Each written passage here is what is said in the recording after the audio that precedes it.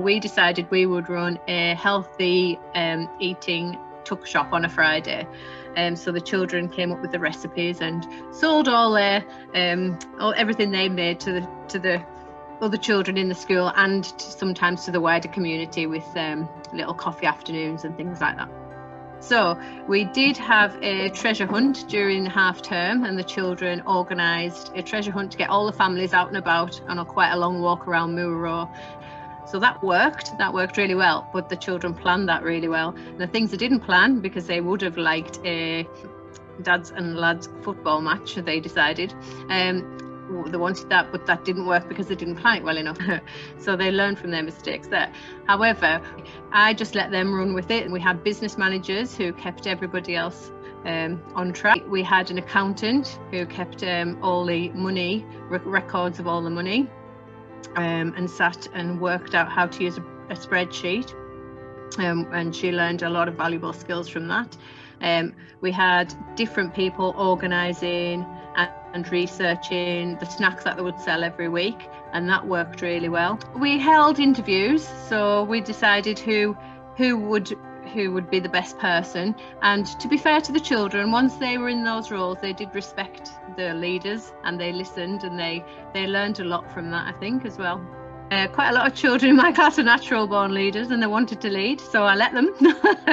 And they also learned, because they had to learn to listen, and that leading isn't just about my ideas and we'll do things my way. They had to kind of play to people's strengths, and that was something that they really learned as well. I think the company we were linked with, Doosan, were really good at helping them understand that you have to play to people's strengths and pick out, your best people for the certain jobs that were going. It was very good teamwork. They realised when they argued, they didn't get very far at all, and they had to work together so that things would be successful. And the things that were the most successful were where they worked really well together. So they learned that too, yeah. Overall, there was skills throughout the curriculum, really. So there were math skills, obviously, counting up the money, working out the profit and loss. There were literacy skills, because we did have a publicity team too who had to design posters and get the word out about our events. They obviously, their communication and organisational skills were greatly improved through this project, and their computer skills, because they had to do a lot of research. They researched recipes, researched what were the most popular recipes to sell. Overall, I mean, it's raised their aspirations. And also learning about, like through Doosan, we learned about different companies and different ways that, different job opportunities in the area that they maybe weren't aware of to start with. When they see something working and they know they've done it, and it wasn't us as the staff, it was them as the children who raised the money and been very successful, and also brought the community together, that they've done it, it's raised their confidence massively. Unfortunately, COVID put an end to it, because we can't have our tuck shop. But as soon as we came back, one of the first questions I was asked was, when are we going to do Bright Stars again? When does it start? So I was delighted to be able to tell them we will take part in it. It's just going to look a little bit different this year, but they are so excited, and already I can hear them saying, well, I'm going to be the accountant this year. Well, I'm going to be the business manager this year. So I said, hold your horses, we'll have to have interviews again. Calm down. But yeah, they're so excited. So I basically went into Moor Skill just to help the children to get a bit of an understanding and tell them what jobs are about out there and what's involved in the project and how to try and make it successful. The children at Moor, they really led the project rather than the adults.